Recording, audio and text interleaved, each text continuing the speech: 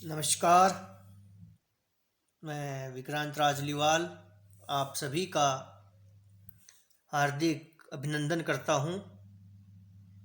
आज मैं अपनी एक नवीनतम हॉरर स्टोरी जो अभी हाल ही में अमेज़ॉन पर प्रकाशित हुई है को आप सबके सामने प्रस्तुत करने का एक प्रयास करूँगा। और यह दो भाषाओं में प्रकाशित हुई है कहानी। हिंदी में डाक बंगला, जिसकी आज मैं प्रस्तुति करूँगा, और इंग्लिश में हॉन्टेड पैलेस के नाम से आप अमेज़न पर पुस्तक को पढ़ सकते हैं। आपका अधिक समय नष्ट न करते हुए सीधे सीधे आगाज़ करता हूँ विक्रांत राजलीवाल यानी कि अपनी एक नवीनतम हॉरर भूतिया कहानी डाक बंगला का। इसके साथ ही यह भी सूचित करना चाहूँगा कि डाक बंगला के सभी राइट्स मेरे पास सुरक्षित है और कोई भी कृपया कहानी के किसी भी भाग का प्रयोग किसी भी प्रकार से ना करे। तो प्रस्तुत है विक्रांत राजलीवाल यानी कि मेरी नवीनतम हॉरर कहानी, भूतिया कहानी डाक बंगला। डाक बंगला एक ऐसी हैरत अंगेज और दिलचस्प भरा प्रेम कहानी है जिसका प्रत्येक रंग आपके धड़कते दिल को और भी धड़का देगा। डाक बंगला का हॉरर और थ्रिल आपको रोमांच के चरम सीमा के पार पहुंचा देगा। सदियों से हम अपने बुजुर्गों, दादी नानी से भूत प्रेतों की कहानियां सुनते आए हैं। ऐसा ही एक दिलचस्प किस्सा मैं आप सबके सामने डाक बंगला के माध्यम द्वारा प्रस्तुत करने का प्रयास करूंगा, जिसके भीतर आपको अनेकों अनेक प्रकार के दिलचस्प रंग देखने को प्राप्त होंगे। जहां एक और आपको अत्यधिक हैरत अंगेज हॉरर दृश्य एक अनोखे डर का एहसास करवाएंगे, तो वहीं दूसरी ओर आपके प्रेम भरे दिल को छूते हुए प्रेम प्रसंगों के भावुक दृश्य और मनोरंजक किरदार आपको प्रत्येक क्षण गुदगुदाएंगे। मुझे ऐसी पूर्णतः आशा है कि डाक बंगले की दिलचस्प हॉरर कहानी के भीतर छुपे हुए अनेकों अनेक प्रकार के हॉरर और मनोरंजक दृश्य अवश्य ही आपको उत्साहित करने में पूर्ण समर्थ होंगे। तो डाक बंगला चैप्टर 1 भूतिया कलश।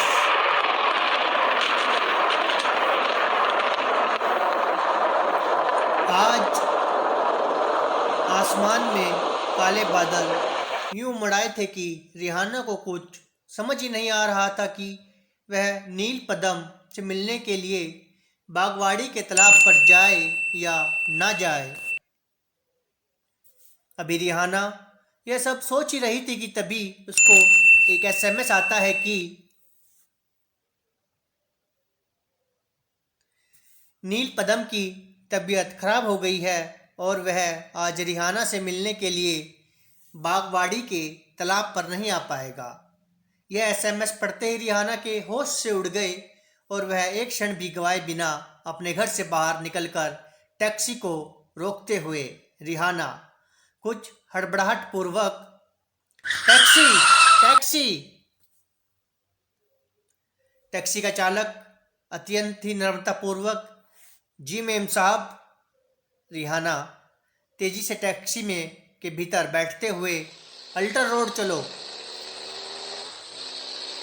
टैक्सी चालक तुरंत ही टैक्सी का मीटर डाउन करते हुए टैक्सी को अल्टर रोड की ओर मोड़ देता है। कुछ क्षणों के उपरांत टैक्सी चालक रिहाना से कुछ कहते हुए कि मेम साहब, अल्टर रोड पर कहाँ जाना है? रिहाना खुद पर काबू रखते हुए बंगला नंबर 336। तभी रिहाना ने बंगला नंबर 336 कहा ही था कि तभी टैक्सी चालक एक जोरदार ब्रेक लगाते हुए टैक्सी को रोक देता है और रिहाना से बताता है कि मेम साहब, बंगला नंबर 336 आ गया। रिहाना टैक्सी से उतरते हुए, यह लो आपका भाड़ा, बाकी की ट्रिप रख लेना। टैक्सी का भाड़ा अदा करने के उपरांत रिहाना टैक्सी से उतरकर बंगला नंबर 336 के भीतर प्रवेश कर जाती है और कुछ क्षण के उपरांत रिहाना नील पदम की मम्मी के साथ नील पदम के कक्ष के भीतर प्रवेश करते हुए रिहाना अत्यधिक भावुकता के साथ फूट फूट कर रोते हुए, नील पदम, यह क्या हो गया नील पदम? एक क्षण रुककर नील पदम के समीप पहुंचते हुए पुनः से, हे मेरे प्रभु, मेरे नील पदम को स्वास्थ्य प्रदान करे। नील पदम कुछ मुस्कुराते हुए, सब ठीक है रेहाना, तुम घबराओ नहीं, मुझे तो हल्का सा बुखार ही हुआ था, देखो ना, अब तो मैं बिल्कुल स्वस्थ हूँ। रिहाना का हाथ पकड़ते हुए भावुकता के साथ, ओ डियर रिहाना, तुम मुझसे कितना प्रेम करती हो। उसी समय नील पदम की मम्मी रिहाना से कुछ कहते हुए कि रिहाना, तुम और नील पदम कहीं आउटडोर हिल स्टेशन पर घूमने क्यों नहीं चले जाते? देखो, नील पहाड़ी पर हमारा एक पुश्तैनी डाक बंगला है जो एक अरसे से सूना पड़ा हुआ है। वहाँ का सदाबहार मौसम तुमको अत्यंत ही पसंद आएगा। अभी रेहाना कुछ कह पाती उससे पहले नील पदम कुछ उत्सुकता के साथ रिहाना को नील पहाड़ी चलने के लिए जोर देते हुए, हाँ रेहाना, मम्मी बिल्कुल ठीक कहती है, हम कल ही नील पहाड़ी पर जाएंगे। रिहाना मुस्कुराते हुए, ठीक है नील पदम, जैसी तुम्हारी इच्छा। एक क्षण रुककर, नील, तुम बुरा ना मानो तो क्या हम लता और नीलम को भी अपने साथ ले चलें? इस प्रकार से एक आउटडोर एडवेंचर पिकनिक हो जाएगी। नील पदम सहजतापूर्वक, हाँ हाँ, क्यों नहीं रेहाना, मैं जानता हूँ लता और नीलम तुम्हारी बचपन की सखियाँ हैं। हम कल ही फ्लाइट से नील पहाड़ी जाएंगे। ऐसा करो, तुम आज यहीं रुक जाओ। एक क्षण रुककर, देखो ऐसा करो, लता और नीलम को कॉल करके उन्हें भी यहीं बुला लो। मैं अपनी मर्सिडीज को उन्हें लाने के लिए भेज देता हूँ। रेहाना मुस्कुराते हुए, ठीक है नील, जैसी तुम्हारी इच्छा। इतना कहकर रेहाना लता और नीलम को कॉल करते हुए आउटडोर पिकनिक की सारी प्लानिंग बताती है और कुछ क्षणों के उपरांत लता और नीलम अपने प्रेमी रॉकी और पेंटल के साथ नील पदम की मर्सिडीज से वहां पहुंच जाती है। इस प्रकार से नील पदम की मम्मी के कहे अनुसार सभी नील पहाड़ी पर आउटडोर पिकनिक मनाने हेतु नील पदम के बंगले पर रुक जाते हैं। अगली प्रातः सभी मित्रजन नील पदम के प्राइवेट प्लेन से नील पहाड़ी के एयरपोर्ट पर पहुंच जाते हैं।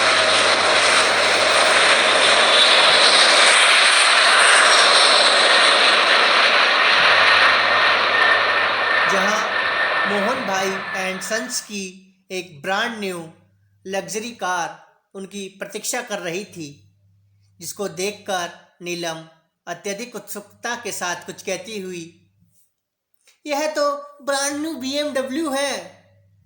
तभी रिहाना कुछ कहते हुए चेष्टापूर्वक मुस्कुराते हुए कहती है कि देखो, अब और अधिक विलंब ना करो, अभी हमें नील के पुश्तैनी डाक बंगले तक का सफर और करना है। रिहाना के इतना कहते ही सभी मित्रों की टोली मोहन भाई एंड सन्स की लग्जरी BMW में बैठ जाते हैं। इसके साथ ही नील पहाड़ी एयरपोर्ट से नील पहाड़ी तक का टेढ़ा मेढ़ा पहाड़ी सफर प्रारंभ हो जाता है। सभी मित्र हंसी ठिठोली करते हुए पहाड़ी सफर का भरपूर लुत्फ उठाते हुए अत्यंत ही प्रसन्न दिखाई दे रहे थे। लगभग 2-2.5 घंटे के सफ़र के पश्चात उनकी वह गाड़ी नील पहाड़ी के कस्बे में प्रवेश कर जाती है, जहां से आगे का सफ़र उन्हें अंग्रेज़ों के ज़माने की एक लग्जरी आलीशान काली घोड़ा बग्गी गाड़ी से तय करना है, क्योंकि आगे का मार्ग गाड़ी के सफ़र के लिए उपयुक्त नहीं था। इसके लिए घोड़ा गाड़ी ही एकदम उपयुक्त साधन है। इसीलिए सभी मित्र नील पहाड़ी की उस आलीशान काली घोड़ा बग्गी पर सवार हो जाते हैं। नील पदम और रिहाना उस आलीशान घोड़ा बग्गी के आगे वाले स्थान पर बैठ जाते हैं और बाकी के मित्र लता और रॉकी पीछे वाले स्थान पर और नीलम और पेंटल साइड की खिड़की के साथ सट कर बैठ जाते हैं। तदोपरांत उस आलीशान काली घोड़ा बग्गी का वह बूढ़ा चालक जिसने आज भी अपनी पुश्तैनी पोशाक को पहना हुआ था, उनका सामान उठाकर बग्गी की छत पर रख देता है और एक चाबुक की मार के साथ वह उस आलीशान काली घोड़ा बग्गी को हाँकते हुए दौड़ाने लगता है।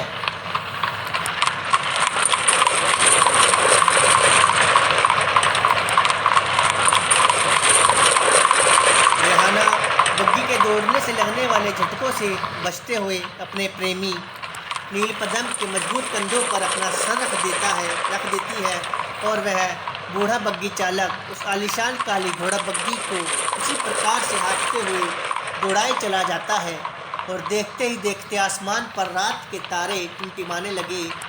फिर लगभग 1.5 घंटे के सफ़र के उपरांत वह बूढ़ा बग्गी चालक उस आलीशान काली घोड़ा गाड़ी को रोकते हुए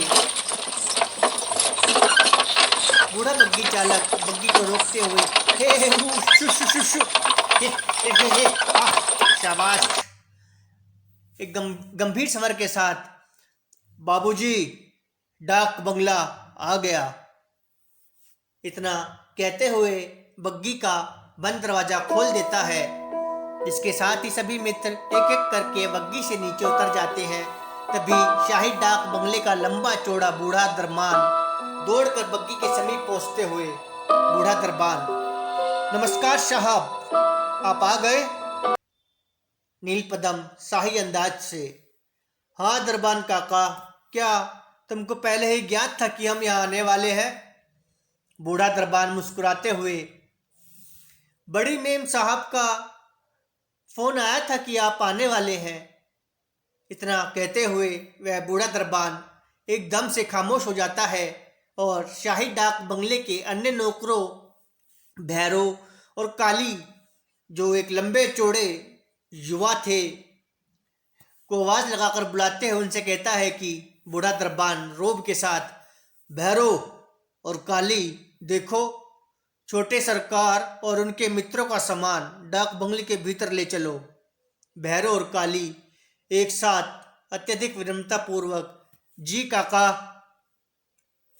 नील पदम और रेहाना डाक बंगले के भीतर प्रवेश करते हुए, रेहाना प्रसन्नता और हैरानी से, वाह नील, यह तो किसी महाराजा का महल दिखाई देता है। ओ माय गॉड, यह तस्वीर किसकी है? कितना चार्म है इनके चेहरे पर। ओह, कहीं मैं बेहोश न हो जाऊं। रेहाना की उत्सुकता को देखकर नील पदम मुझसे कुछ बतलाते हुए कि नील पदम गर्व के साथ, हाँ रेहाना, यहाँ 1600वीं सदी में हमारे पुरखे महाराजा हरजीत सिंह जी ने अपनी पटरानी रानी पद्मावती के लिए यह शाही महल का निर्माण करवाया था, जो उनकी 150 रानियों में सबसे प्रिय थी। अभी नील पदम सभी को डाक बंगले के विषय में बता ही रहा था कि तभी लता कुछ उत्साहित होते हुए सबका ध्यान अपनी ओर आकर्षित करती है कि वाह, वो देखो कितना सुंदर स्विमिंग पूल।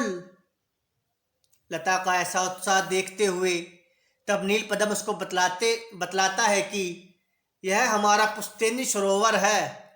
यह हमारे पुरखे महाराजा हरजीत सिंह की 150 रानियां एक साथ स्नान करती थी। तभी नील पदम शाही सरोवर और अपने राजशाही पुरखों के विषय में बता ही रहा था कि तभी लता का बॉयफ्रेंड रॉकी कुछ सहज भाव के साथ कहते हुए कि यह बात तो ठीक है, परंतु क्या कुछ भोजन आदि की भी व्यवस्था है? जहाज हमें भूखे पेट में दौड़ते हुए चूहों से कुश्ती लड़नी होगी। लता के बॉयफ्रेंड रॉकी के द्वारा भोजन के विषय में पूछने पर डाक बंगले का वह बूढ़ा दरबान उसे बतलाता है कि बूढ़ा दरबान अत्यधिक विनम्रता के साथ अपने दोनों हाथों को बांधकर एक शाही अंदाज में, आप चिंता ना करें साहब, आपके लिए शाही भोजन की व्यवस्था है। वहीं दूसरी ओर से नीलम का प्रेमी पेंटल समीप के एक शाही शराब के बार से एक उत्साहित स्वर के साथ, अरे इतनी पुरानी चैंपियन। यह देखकर लता का बॉयफ्रेंड रॉकी हंसते हुए, अच्छा तो तुमने अपना कोटा सोंग ही लिया।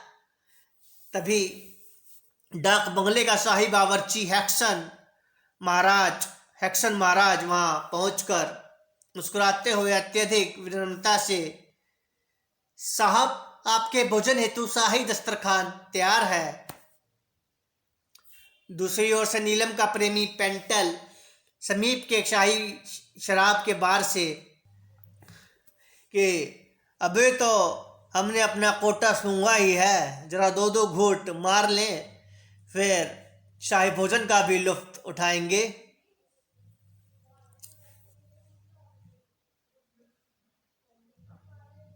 रॉकी पेंटल के मुंह से यह सुनते ही सभी मित्र खिलखिलाकर हंसने लगे। उधर शाही दस्तरखान पर विभिन्न प्रकार के शाही भोजन, जिसमें एक पूरा जंगली सूअर भूनकर बहुत ही शाही अंदाज में शाकाहार स्लेट से सजाया हुआ था, और नील पहाड़ी की मशहूर भूरी टर्की जिसके अंदर तक आलू भरा हुआ था, जिसमें एक आकर्षण था वह 3 फुट की नर्म मुलायम रेशम के समान नाजुक नाजुक रोटियों से सजा हुआ एक बहुत ही शाही थाल। तभी शाही बावर्ची एक्शन महाराज एक सुनहरी कैरेट में 250 साल पुरानी वाइन को उन्हें पीने हेतु वहां रख जाता है। यह देखकर सभी जन अत्यंत ही खुश हो जाते हैं, और तभी लता का प्रेमी बोलता है कि यह तो एकदम ऐसा प्रतीत हो रहा है जैसे कि किसी रियासत के महाराजा के यहाँ हम शाही भोजन कर रहे हैं। तभी उनके भोजन व्यवस्था से जुड़ा हुआ एक शाही पुरुष धारी कर्मचारी अपने हाथों में भुना हुआ मुर्ग मुसल्लम वहाँ रखते हुए उनसे कहता है कि जी मेम साहब, आपने सही ही कहा, इस समय आप महाराजा हरजीत सिंह के शाही महल में एक शाही भोजन कर रहे हैं। एक क्षण रुककर पुनः से, यह राजपुताना की सबसे शाही महाराजा हरजीत सिंह के वंशजों की दावत है, और यकीन कीजिएगा यहाँ बिल्कुल वैसे ही पकवान बनाए जाते हैं जो सदियों पूर्व महाराजा हरजीत सिंह के समय में बनाए जाते थे। वही जायका आपको आज भी इस दस्तरखान पर चखने के लिए मौजूद है। शाही डाक बंगले में शाही भोजन और सैकड़ों वर्ष पुरानी शराब का लुत्फ उठाने के उपरांत सभी मित्रजन अपने अपने शाही कक्ष रूम में चले जाते हैं और रेशम से नर्म राजशाही बिस्तर पर विश्राम करते हुए गहरी निंद्रा को प्राप्त हो जाते हैं। लगभग आधी रात को एक जोरदार चीख की आवाज से रेहाना की निंद्रा टूटकर उसकी आँख खुल जाती है। न जाने वह किस अनजानी शक्ति से आकर्षित होते हुए वह अपने बिस्तर से उठकर अपने उस शाही कमरे से बाहर निकल आती है, और सीढ़ियों से नीचे उतरते हुए वह देखती है कि नीचे डाइनिंग हॉल में जहाँ सभी मित्रों ने शाही भोजन का लुत्फ उठाया था, उसके ठीक बगल की ओर की ऊंची कंक्रीट की दीवार हट चुकी है। उसके स्थान पर अब उसके पीछे अत्यंत ही शाही और भव्य कक्ष है, जिसके अंदर बहुत ही सुंदर और भव्य शाही साज सजावट करी हुई है। उस कमरे के भव्य शाही साज सजावट के बीचों बीच तहखाने में एक चमचमाता हुआ रहस्यमय कलश स्थापित किया हुआ है। रिहाना अभी हैरानी से यह सब जंतर मंतर देख ही रही थी कि तभी रेहाना को अपने नाजुक कंधों पर एक हाथ महसूस होता है, और वे घबराकर जैसे ही पीछे पलटती है तो उसके ठीक पीछे नील पदम खड़ा होता है। तब वह कुछ घबराए स्वरों से उसे बोलती है कि नील, वह देखो सामने क्या है।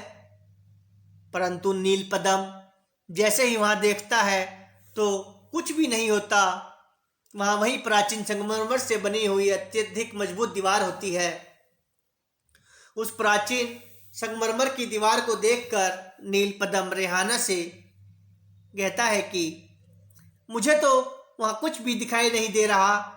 एक क्षण रुक कर पुनः, तुम स्वयं देख सकती हो, वहां तो कुछ भी नहीं है।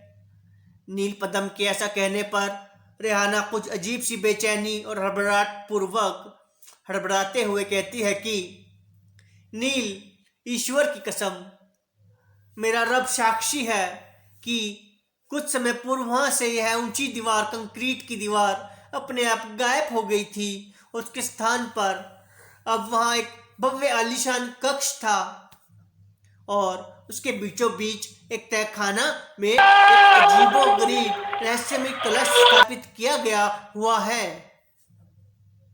रेहाना की ऐसी मनोस्थिति को देखकर नील पदम उससे कहता है कि रेहाना, अवश्य ही तुमने कोई ख्वाब देखा होगा, यहां तो ऐसा कुछ भी नहीं है मेरी जान।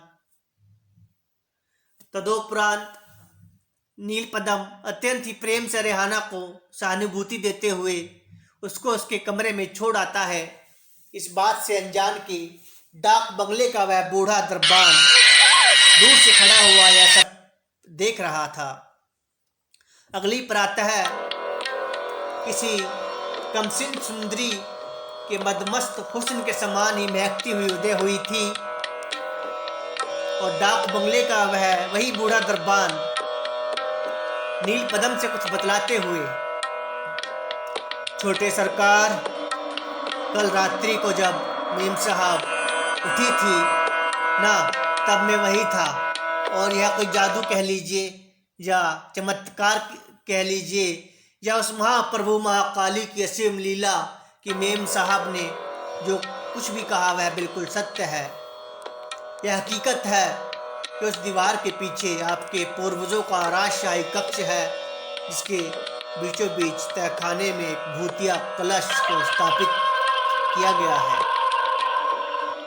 आप शायद यकीन नहीं करेंगे, मगर उस रहस्यमय भूतिया कलश के अंदर एक शैतान पिशाच, एक खूनी दरिंदा की दुष्ट आत्मा को कैद किया हुआ है।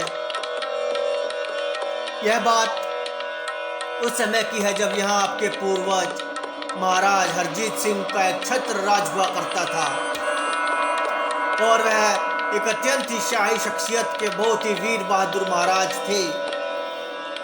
एक अत्यंत ही रहस्यमय किस्सा जो पीढ़ी दर पीढ़ी हमने अपने पुरखों से सुनते आए हैं कि अपने माथे पर जोर देते हुए या कुछ बताने की कोशिश करता है कि एक रोज की बात है कि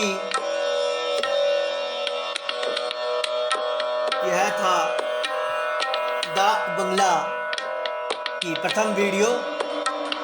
जल्द ही आपको आगे कहानी के दृश्य आपके लिए सुनने हेतु अपलोड करे जाएंगे और यदि आपको यह वीडियो पसंद आई है तो कृपया अन्य मित्रजनों के साथ साझा अवश्य कीजिएगा और Facebook page voice of Vikrant Rajliwal को फॉलो और यूट्यूब चैनल को सब्सक्राइब अवश्य कीजिएगा।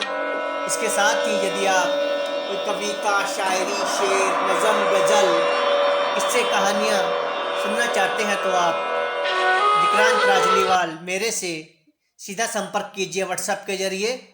मेरा व्हाट्सएप नंबर है 91+9354948135। शुक्रिया।